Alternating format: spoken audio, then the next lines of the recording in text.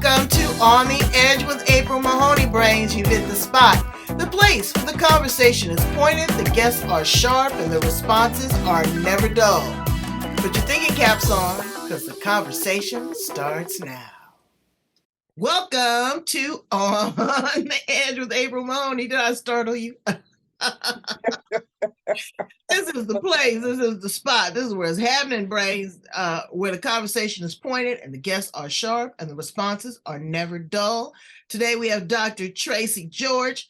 She is the business, okay? This woman is a comedian. I'm looking for her to make me laugh somewhere within the interview. I know it's going to happen. She is a veteran of the United States Army. I'm going to ask her what it felt like being in that space because, girl, this is some trickery. She got 2 kids, and she's the author of a book. Let's welcome her to the show. How you doing, Dr. Tracey? I'm doing all right over here. Thank you for having me. Absolutely. Thank you for having a place to have somebody, okay? Because I'm grateful. I'm absolutely grateful. So tell us how you show up in the world. Where you come from? I come from originally, I'm a military brat. I come from Florida, Homestead Air Force Base. My father served in the Air Force. He served first in the Army, and then he served in the Air Force by the time me and my brother arrived. And then he retired in his home state of South Carolina, Florence, to be the city. And so we ended up moving from Florida when I was about 11, 12 years old, and we planted ourselves here, and we've been here since. Well, you know, Florida is changed. Yes. Should I say it's evolving? Yes. And it's considered, I forgot that it was considered kind of Southern. Yes, it was. With a certain grace and gravitas and courtesy and camaraderie, but also confederacy. You know. And I just don't understand what it is that's going on in the world that people are turning back the hands of time. Instead of progressing forward, they're going backwards. And you were a woman in the military, in the Army. You know, the Army ain't no chumps. I wouldn't have lasted 15 minutes, okay? Because when they try to break me down to build me up, I'd be crying or cussing, and they'd be AWOL, okay? They'd be looking for me. Right. How did you get into the military? I know that you were a military brat and you were indoctrinated pretty much into this because of your father, but what made you want to also follow in his footsteps and join the military? It's funny you asked that question. When I was about 5 or 6, my dad came home, and normally girls would put on their mother's shoes. I took my dad's boots off and I put my feet into them and started walking around. Didn't realize I was trying to be like dear old dad. And so my brother went in the Air Force and I split hairs. I said, well, he went in the Air Force. I'm going to go in the Army. And so that's basically how it happened. I felt led to go in, and I wanted to get away from home, and I wanted to get a few extra dollars in my back pocket to pay for school. And so all those things came together, and there I was. What an experience. How did they treat a sister in the Army? Oh, let me tell you, being the sister that I am, when they told us you have to carry your bags and you have to walk up this steep hill to get to our barracks, I had already said, I'm through, I'm out. You can cancel this one. And so I dropped my bags. The drill sergeants were yelling and cussing. I said, I don't care. What you're not gonna do is touch me. So I stood there with my arms folded while they were trying to plead with me to pick these bags up. But by the time I graduated, they wanted me to go to drill sergeant school. Wow. And one of the hardest drill sergeants, Drill Sergeant Parr, he was the one that turned around and said, you thought we didn't like you, but we saw the leadership gift and we couldn't play with you. We had to take you seriously Wow. because there was something different about you. So they created a spot for me. I was not in ROTC. My brother did all that. I was in the band, I was in chorus. And so when they found out I could sing, they turned around and made me the cadence caller. I was So just I had ready to say, yeah, mama was on your left. You're right. Your daddy was on your left. You're right. that's right. Sound off. Right. And Yeah, so my I know. I dad love taught that. me the Jody drills. 1, 2, 3, 4, 2, 3, 4. So I was out there sounding like the big boys. They were like, who is she? There would be drill sergeants in the street cussing me out like, how dare she? So they tried to talk me into going to drill sergeant school. And I loved it. I stayed 11 years. Wow. So, I got a little bone of contention with the Yeah, military right. as how women Yes, are subjectified. And you know what? Let me dial back. Let me correct myself because you're not a woman or a man, a transgender, a gay. You're a soldier. right. That's it.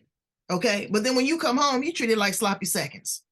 Get Absolutely. better now. It's the aftermath. I'm seeing a lot more people getting their benefits, going back, being reevaluated, getting their just due. Right. But But you have to fight for it. yeah, you do. And you know what? I had a friend of mine tell me one time that they are you're brainwashed. I said, well, you know what? You brainwashed when you go to church. Really? That's right. Okay, you brainwash when you get into a relationship with a narcissist. Right. You brainwash when watching mindless TV. So That's it's right. it's how you wash my brain. Do you wash it with Tide or do you wash it with Dove or what are you Absolutely. doing with? But Eh, it's how you process these things and to right. be able to have still a sense of self, Right. to be able to edit and filter and say, you know what, this is not right with my spirit, Absolutely. not right with my soul. So when I'm sitting here watching, mainstream media, I have to pull back. I watch it once a day. I say, Right. okay, this is the same thing that they're gonna pour into my mind all over again. Right. But what is my heart telling me? How do I really want to That's treat right. people? Do That's right. I want to just look at the color of their skin or do I want to look at the content of their heart? That's right. You And have to do the research. You you have do. to do the research and you have to advocate for yourself. And what I found being in the military, even in the church world, is that a lot of people just accept whatever's going on and they just sit there and don't say anything until somebody else speaks up. And then they say, I was feeling the same way. You've got to open your mouth. You've got to ask questions. Don't accept anything just because somebody said it. Right. Read, Or go research. And along to so get along, you know, that's right. because you And want to be a so, part of yeah, the crowd because you that's don't right. have a sense of self. You've That's got to right. have a sense of identity of That's who right. you are. You got to carve out your own niche in the world. That's right. So And as I that's was why talking they about, yeah, I was go talking ahead. about women in the military. When they come back, you know, do I expect for them to have a little special treatment? Yeah, Yeah. these are mothers that's been Yes. separated from their children. They might have been sexually assaulted. They might have been That's right. demeaned. You're in a foreign country, and when they come back, they treat them as a male veteran. They don't just have That's a right. blanket for veteran services. Do you still That's right. work with that population of veterans in the military at all? I've been trying to step in and work with vets as it relates to therapy and things of this nature, and trying to help them because, as you said, there are a lot of stories. There are a lot of issues that have not been addressed. For example, there are some vets that you find on the street Mm. because they did not understand concerning their benefits. And now, if you try to get the benefits after you get out of the military, you're looking at them treating it as if you're trying to get something out of their pocket Mm, mm. and not something that you deserve, that it should be their honor And so my father left here in 2021, December, and we were still pushing and fighting after his death to get his benefits Wow. completed. And he had a good majority of them. He was already, because he retired, but there were other things my mother did not know about. Mhm. That my uncle had started working with dad, but his system began to decline, and so we had to keep fighting. And finally, she got the letters of acceptance and things that she'll be getting on his behalf. It is a shame, and you have different ones trying to fight to get that system a little more loose, because it's so tight, it's so rigid, Mhm. and they don't realize what they're doing to their soldiers out here. Because in basic, they make you understand you're a soldier, and whatever your uniform is, that's the color you bleed. That's what they tell you. But I try to tell people, keep your eyes open, That's be right. clear on it, because if And you then you don't, look at some of these politricians yes, oh yes, that's signing their name on the dotted line, and they never served. They never that's served right. a day. Never served. Never Just served a day. create a hole. Right. Create And I a tell people hole. that say that, the military is trickery, right? Well, when your son or daughter go to prison, that's indoctrination and trickery too. Absolutely. At least this way you have benefits, you have honor, you are able to see the world, you have an opportunity to have an education, you're able to provide for your family, all That's these right. things. So the military is very honorable, but I live here in San Diego, and I'm seeing that the recruitment is down considerably. Oh, yes, it is. A lot of people are not picking up because it's a different military from the one that I went into. Yep. My father and I would talk all the time, and he said they didn't do that when I was in there. Right. They could rough you up when my dad was in there, Mhm. pull you beside the tent. By the time I got in, they couldn't do that, especially with someone like me, because I will report you. And then Right. I believed in the report system. Right. They looking up, Exactly. Exactly. and now it's a different But even system. how they look in their uniform. Girl, I go over here to the naval base and Right, they look like sloppy seconds. right. They It's don't no, have they don't have any pride in it. The no shoes pride. are not shined. Right. No, they don't, it's a whole lot. It's a whole But lot. you're doing therapy with people and you've Yeah, incorporated comedy. How did yeah. I know that you said that you sang and all that, but how did you incorporate the jokes? Well, it started for me as a kid. I was abused by some of my mother's family. They sent me and my brother to spend a little time in the summer when I was 8 years old. And up until that point, I was the ham in the family. I had to perform in front of the TV. Uh, I grew up at a time where they had show and tell.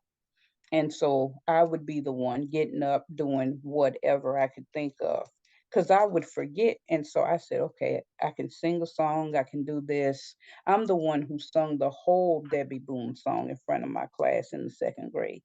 You light up my life. And my mother said, what do you know about lighting up somebody's life? But I was up there singing it.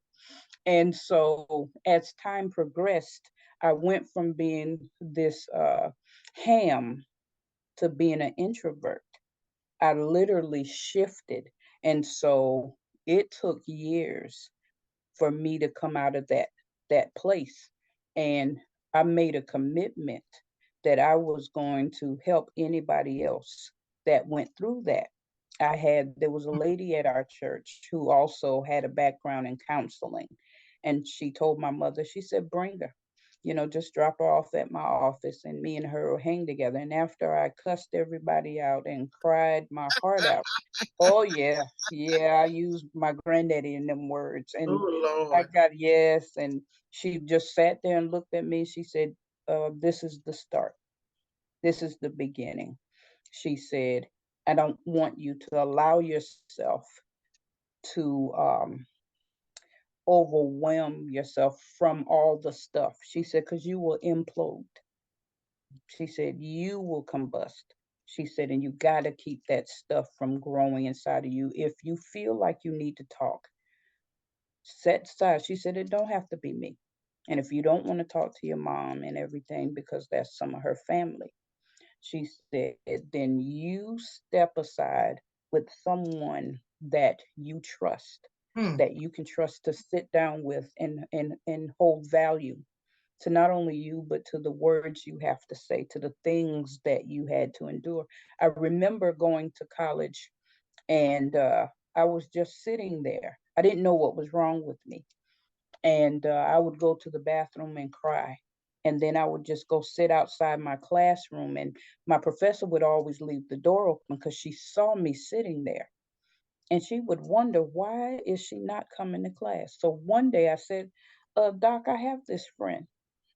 And she said, yes. And I told her my story. And she said, it sounds like borderline manic depressive. She said, that's when things have piled up so much that you have become overwhelmed and you can't swim your way through it and you need some guidance. Tell your friend to come see me. And right then I said, she's going to try to take me out of school. I learned how to put a mask on it. And then when I went to church, I would see people with that same mask on. And I said, something is not right because the very thing they say is supposed to be helping us, Right. it's not helping. And folks are just going through the motions. Hi, how are you? Hi, I'm fine. How are you? That's great. And they're going home crying. Blessed and highly favored. Hallelujah. Oh, come on, you know the words. And but in the interim, nothing happening. And if all of this is supposed to help, then why aren't we helping? We've created a situation that looks so wonderful, but it's not getting things to the people. And so that's when I said, if I'm going to be a minister, then that I can't do that. Right. There are people that need you to hold their hand through some things.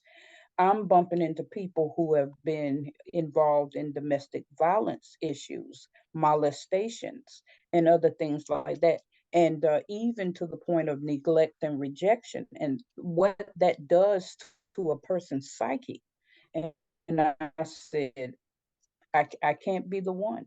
So there has to be a connection between the word of God and the people. And I decided I wanted to be one of those. And that's how I got into biblical therapy. Well, and again, understanding the personal connection that you have with your Lord and Savior, a Yes. personal via not Yeah. Through someone else. They may be able Right. to help you color in the white space, but you still That's have right. to show up and you have to do the work. And you That's have to it. be involved and you have to That's be engaged and you have to be honest and you have to be transparent. And that's hard. right. It's hard. Yes. What That's would you it. tell a 25-year-old Dr. Tracey George? Mm-hmm. What would you say to What yourself would I at tell 25? Yeah, what would you tell a 25-year-old? at 25?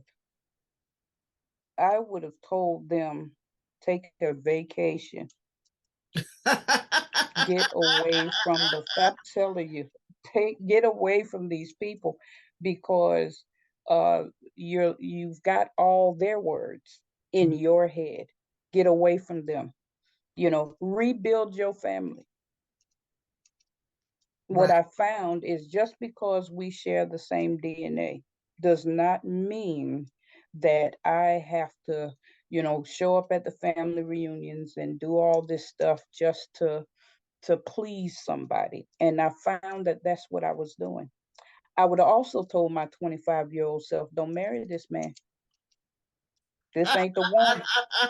Don't just marry him. wait. Thank God for my children, but that one, mm-mm.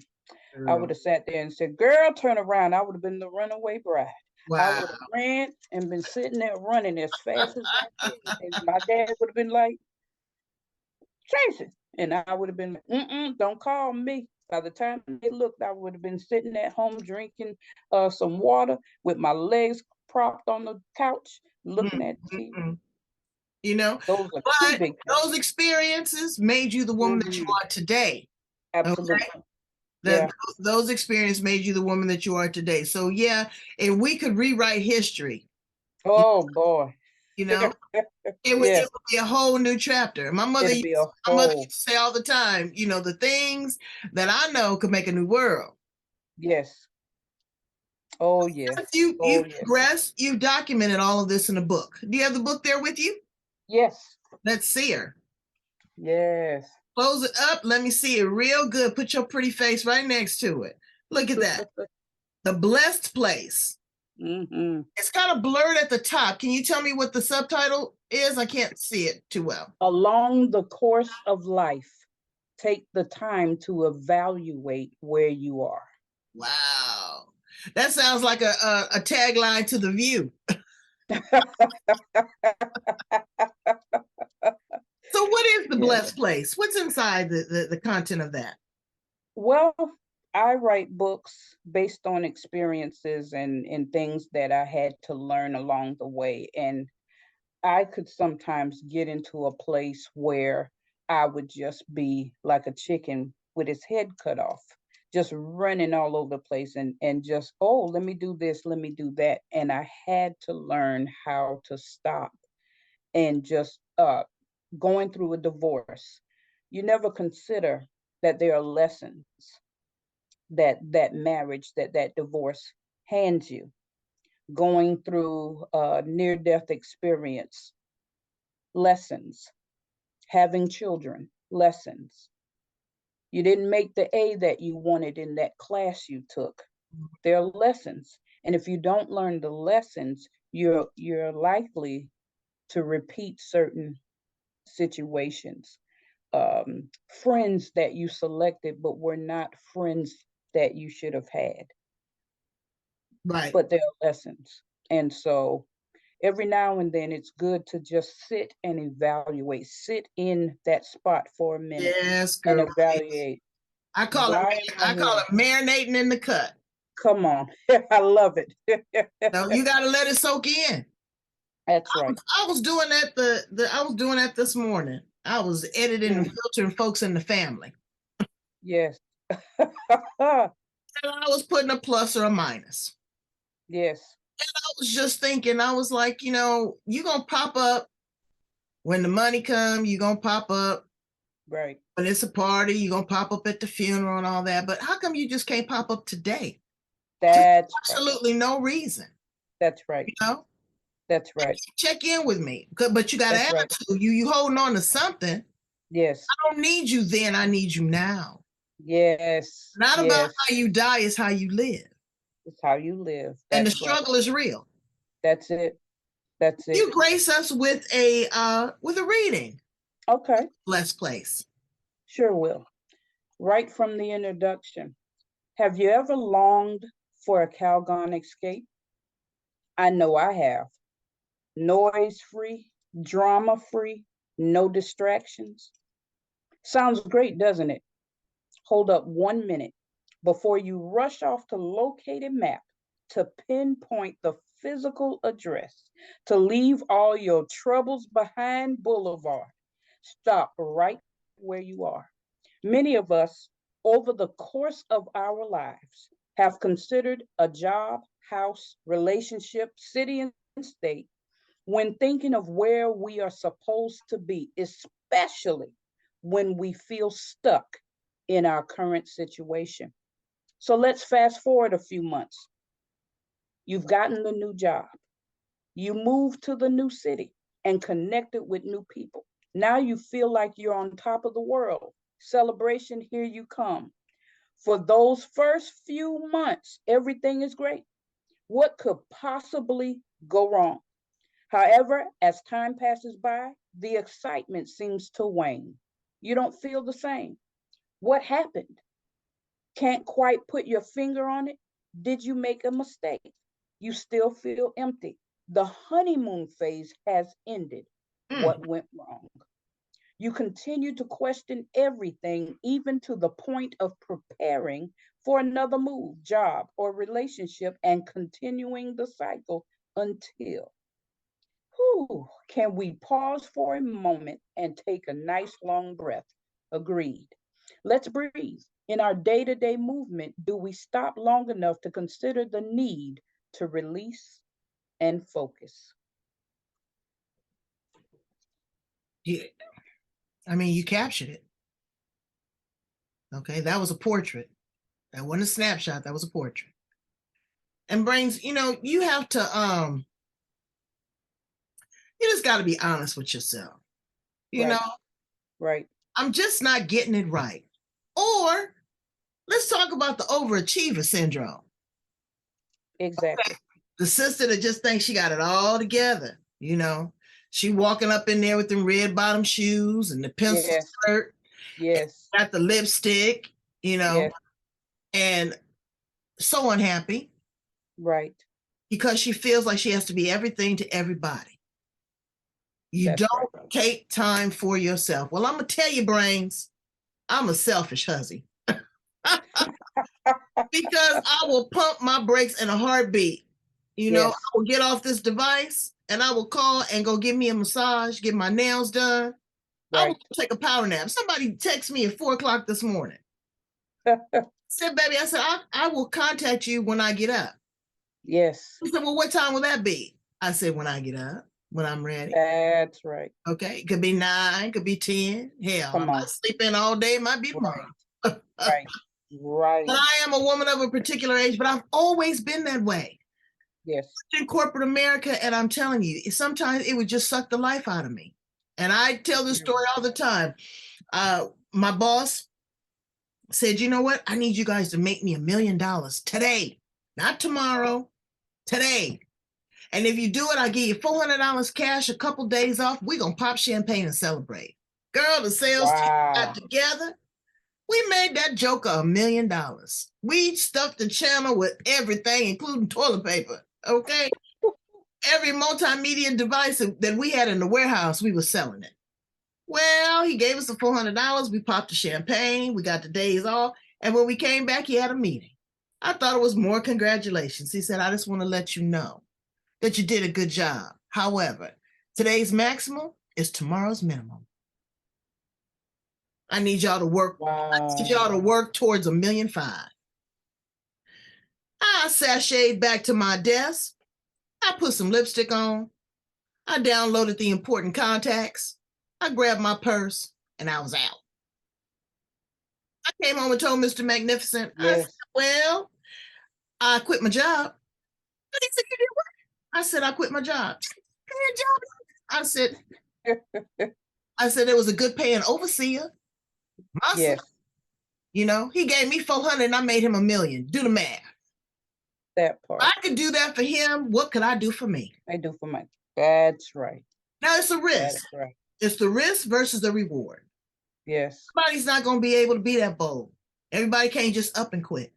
But if your heart is not into it, yes. If you feel devalued, yes, your relationship with your spouse, that's right. with your doctor, with your preacher, with your best friend, if you feel devalued, then it's time to reassess that. You have It's time to go to the blessed place. Absolutely. Absolutely. Tell us a little bit about your counseling work that you do and how to get in contact with you, Dr. Tracey. Will do. With the counseling, I have it in different components. It just depends on what you need. If it's more of a personal one-on-one, then we will open up that. We work with folks one-on-one to from a coaching aspect or counseling. So if you have personal things that you're trying to work through, we can do that. If you need some help to set goals and realize some of those dreams, then we can coach you through that. On the flip side, we will also go sit in an organization, whether it be a church, ministry, a school setting, and try to help the staff, to help the ministers, so they don't lose themselves while helping somebody else. Mm-hmm. And so those are the things that we do with that. And you can, that book, The Blessed Place, or some of my other books, temporarily, you can go to Amazon.com /author /Tracey K.George. And the books will be there temporarily. And we are finishing up the website. It's very interactive.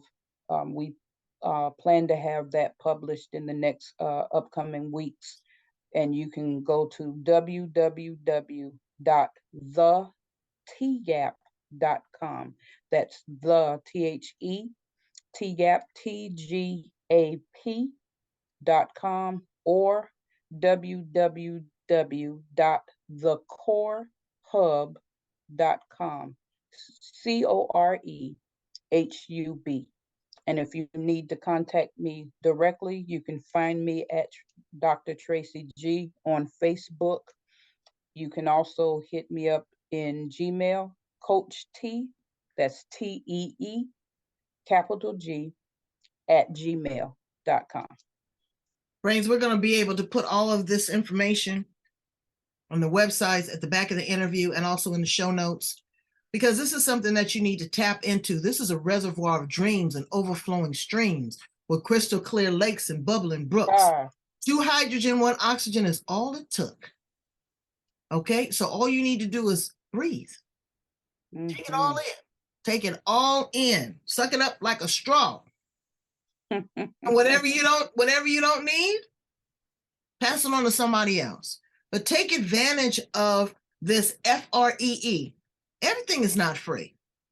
Everything is not free. So when somebody drops you some nuggets, okay, and we ain't talking about the kind that you get at McDonald's, but when somebody drop you some nuggets, okay, I expect for you to pick them up and chew on them. It don't cost you nothing but time. Nothing but time. So I need your time and attention right here on the edge, Brains. I need you to go in and color in the white spaces of your life. I need you to find your blessed place, okay? Work with coaches, work with clergy, and also work with yourself. Just have a conversation with yourself. Sit there and do some mirror work. Just sit there and talk to yourself. You'd be amazed at the answers that you will find. Go in and listen to other edgy conversations here on the edge. Like, love, share, and please subscribe. Like, love, share, and please subscribe. All right. Thank you so much, Dr. Tracey. You are the queen of everything. Thank you. All right. Brains, handle your business. I love you. Bye.